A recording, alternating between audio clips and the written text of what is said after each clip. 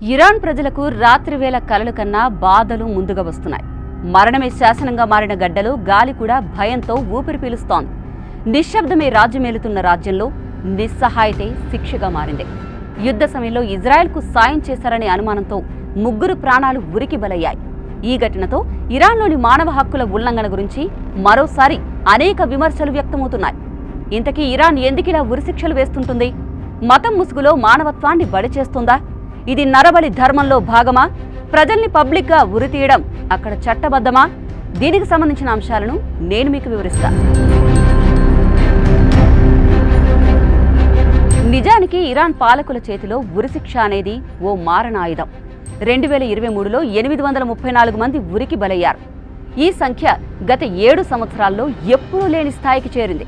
ప్రపంచవ్యాప్తంగా నమోదైన ఉరి శిక్షల్లో 74% ఒక్క ఇరాన్లోనే జరిగాయని ఆమ్నెస్టీ ఇంటర్నేషనల్ చెబుతోంది. అంటే ప్రతి 4 3 ఇరాన్లోనే ఉరితీసి చంపుతున్నారు. ఇక 2022లో ఈ సంఖ్య 582 ఉండగా 2021లో అది 333 మాత్రమే. అంటే ఒక్క ఏడాదిలోనే 75% పెరుగుదల రికార్డైంది. ఇక 2025లో మొదటి 4 నెలల్లోనే 343 మంది ఉరికి బలయ్యారు. 2024లో ఇదే కాలంతో పోల్చితే ఇది 75% అధికమన్నమాట. ఒక్క ఏప్రిల్లోనే ఇరాన్లో 110 మందిని ఉరితీసినట్టు సమాచారం. ఈ శిక్షల్లో సగం కంటే ఎక్కువ డ్రగ్ కేసుల పేరిట జరుగుతున్నాయి. అయితే నిజంగా వారందరూ మత్తు పదార్థాల గ్రూపుల వారేనా, లేదా అది ఒక కారణంగా చూపి మైనారిటీలను లక్ష్యంగా చేసుకున్న రాజకీయ కుట్రనా అనే అనుమానాలు కూడా ఉన్నాయి. ఇటు ఉరి శిక్షలు చాలా సీక్రెట్గా జరిగిపోతున్నాయి. అధికారికంగా బయటకు తెలుస్తున్న లెక్కలు కేవలం 4%. మిగిలినవన్నీ మీడియాకు దూరంగా, కుటుంబ సభ్యులకు సమాచారం ఇవ్వకుండా, గుట్టు చప్పుడు కాకుండా ప్రభుత్వం ఉరి అమలు చేస్తోంది. ఒక్కో రోజు వందలాది కుటుంబాలు గుండె బరువుతో నిద్రలేక కంటతడి తోముకుంటున్నాయి. ఇరాన్లో ఒక్కరోజే 29 మందిని ఉరితీసిన ఘటనలు కూడా ఇలానే జరిగాయి. ఇలా ఉరి శిక్షలు ఒక రాజకీయ రివెంజ్ మిషన్లా మారిపోతున్నాయి. మతపరమైన ముద్రలు, జాతీయ భద్రత పేరిట ప్రజలను ఉరితీయడం ఒక దారుణమైన సాంప్రదాయంగా కొనసాగుతోంది. ఇంతటి సంఖ్యలో ఉరి శిక్షలు ప్రపంచంలో మరెక్కడా జరగడం లేదు. ఇవి ప్రభుత్వ వ్యవస్థ ద్వారా జరిగే మానవ హత్యలే. ఉరి వేదికలు న్యాయస్థానాల కన్నా వేగంగా పనిచేస్తున్న దేశాల్లో ఇరాన్ మొదటి స్థానంలో ఉంది. ఇటు ఇరాన్లో మైనారిటీలకు బతికే హక్కు కోల్పోతున్న పరిస్థితి దాపురించింది. బలోచ్, కుర్ద్, అరబ్ లాంటి వారు దేశ జనాభాలో 5 నుంచి 15% వరకు మాత్రమే ఉన్న ఉరి శిక్షల్లో వీరే అత్యధిక శాతాన్ని ఆక్రమించారు. 2022 ఏప్రిల్లో రికార్డైన ఉరి శిక్షల్లో 32% మంది బలూచ్ గ్రూపుకు చెందినవారే.